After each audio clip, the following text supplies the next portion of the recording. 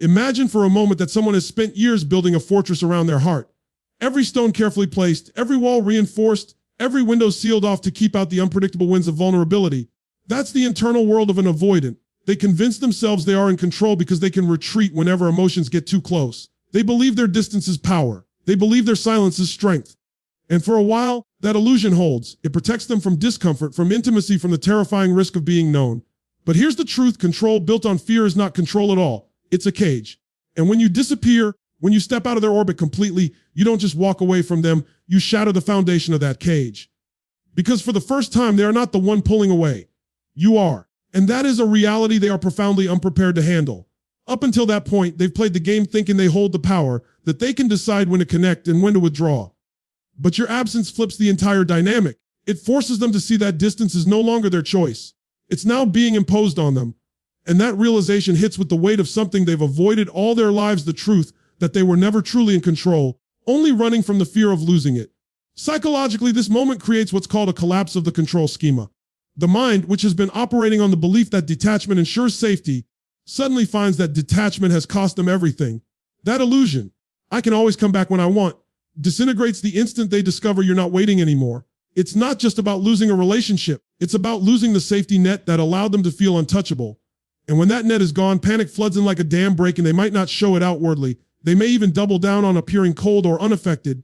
But beneath that facade, their nervous system is in chaos. The part of them that has always believed they could regulate connection by controlling proximity is now confronted with the horrifying truth that connection isn't theirs to control. It's a living, breathing exchange between two people. And if one person walks away, it ends. This is where the first crack appears in their carefully constructed identity. Because if they're not the one choosing distance anymore, then who are they? If they're not the one dictating the terms of closeness, then what power do they really have? That question echoes louder and louder in the silence you leave behind. And it's not just a question about the relationship. It's a question about their entire sense of self. And that's what makes this stage so pivotal. It's not just heartbreak, it's ego death. The image they held of themselves as untouchable, unneeding, always in control, it fractures. And through that fracture, panic seeps in. Not the kind of panic that shows up as screaming or chasing, but the quiet kind that keeps them awake at night, staring at the ceiling, realizing they are no longer the one holding the reins. Because when the person they thought they could always keep at arm's length suddenly chooses to walk away, they are left with nothing to push against and nothing left to control. And in that moment, for the first time, they understand control is never safety. It was just fear in disguise. When you vanish from an avoidance world, something profound happens beneath the surface. A shift they don't expect and can't easily name. On the outside, they might still look composed, even detached. But inside, your absence creates an eerie stillness, and that stillness becomes a mirror they've spent years trying to avoid looking into.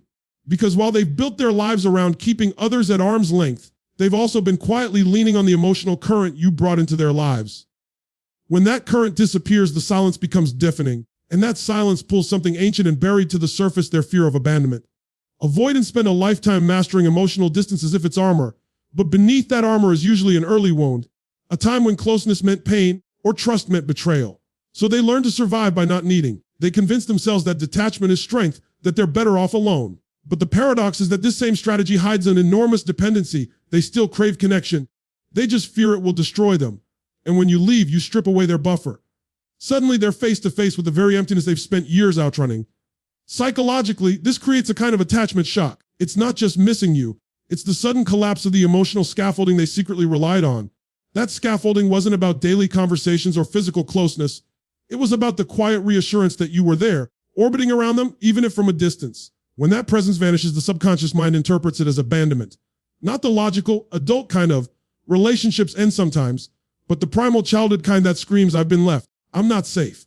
And that kind of fear doesn't whisper. It roars through the nervous system. The body reacts before the mind can rationalize. Their chest tightens. Their sleep fractures. Thoughts become scattered, and irritability spikes. But it rarely comes out as sadness at first. It comes out as agitation, as emotional static. They might get angry at you in their mind, even vilify you, because anger feels safer than admitting how much they hurt. But underneath the stories, the truth is simpler and harder to face. They feel abandoned. And to someone who's spent their whole life trying to prove they don't need anyone, that realization is terrifying. This is why your silence echoes so loudly. When you stop reaching, you don't just remove your presence. You remove their ability to regulate their hidden fears through your pursuit. For years, the anxious partner often plays the stabilizer, chasing just enough to reassure the avoidant they're still wanted. That chase becomes the heartbeat of the dynamic. When it stops, the stillness feels like death to the avoidant nervous system. It's as if the world went quiet and cold all at once, and they can't remember how to create warmth on their own. This is the moment where many avoidants confuse longing with danger. Their heart starts to want what their fear told them to reject, and that contradiction shakes them to their core. Because if they want you back, they have to admit they needed you. And if they needed you, then their whole identity of being self-sufficient and unbothered begins to crack. That realization doesn't just sting, it destabilizes them. It exposes how much of their detachment was never strength, only survival. And that's the cruel paradox of their panic. They pushed away what they most needed. And now that it's gone, they can't stop feeling its absence. Your disappearance doesn't just leave them lonely. It awakens the part of them that's been lonely all along. Once the silence settles in and the panic begins to ripple through their nervous system, something interesting happens. The avoidant mind begins to turn inward. At first, it's not reflective in a healthy way, it's reactive. Their thoughts start circling like vultures, picking apart every moment, every word, every memory they can recall. They begin replaying the past almost obsessively. It's as though their brain is trying to solve a puzzle that no longer exists, hoping that if they can just find the missing piece, they can undo what has happened. Regret doesn't usually hit them all at once. It creeps in slowly, disguised as irritation, even blame. They may think you overreacted, or you were too emotional. But the more they sit in the void you've left, the more those defensive thoughts start to lose their edge. They start remembering not just the conflict, but the connection. The way you laughed, the way you made them feel seen in a way no one else did. And then the rumination shifts from blame to nostalgia. And nostalgia is dangerous because it doesn't just recall what happened, it paints it in warmer colors. This is where the mind starts idealizing what it once dismissed. Every moment of closeness becomes magnified, every disagreement minimized. This isn't manipulation, it's survival. The brain is desperately trying to make sense of the loss, and one of the ways it does that is by rewriting the narrative, trying to find meaning in the pain. This is why so many avoidants, after enough time has passed, will say things like, "You were the only one who ever really understood me." They're not lying, they're realizing it often too late. What makes this stage particularly intense is that rumination creates a feedback loop. The more they think, the more they feel. And the more they feel, the more they think. The very defense mechanism that once helped them avoid pain, emotional suppression, starts to break down. Thoughts become sticky. The mind replays the breakup, the last conversation, the look on your face. They wonder if they pushed too hard, if they waited too long, if they sabotaged something rare. Psychologists call this cognitive dissonance. The painful clash between what they believe they want as distance, independence, and what they now realize they miss connection, closeness. That dissonance is like sand in the gears of their emotional life. It grinds at them, creating an uncomfortable friction they can't ignore. This is why they might start stalking your social media, asking mutual friends about you, or even considering reaching out in a moment of weakness. It's not just curiosity, it's an attempt to quiet the noise in their own head. And yet here's the deeper layer: regret can be a doorway. For some avoidants, this stage is where growth begins. When the pain of losing you becomes greater than the fear of vulnerability, something in them can shift. They might for the first time question their patterns, their walls, their choices. Or they might double down and try to bury the feelings. But even then, the regret leaves an imprint. It lingers as a reminder that running from intimacy doesn't make the need for intimacy disappear.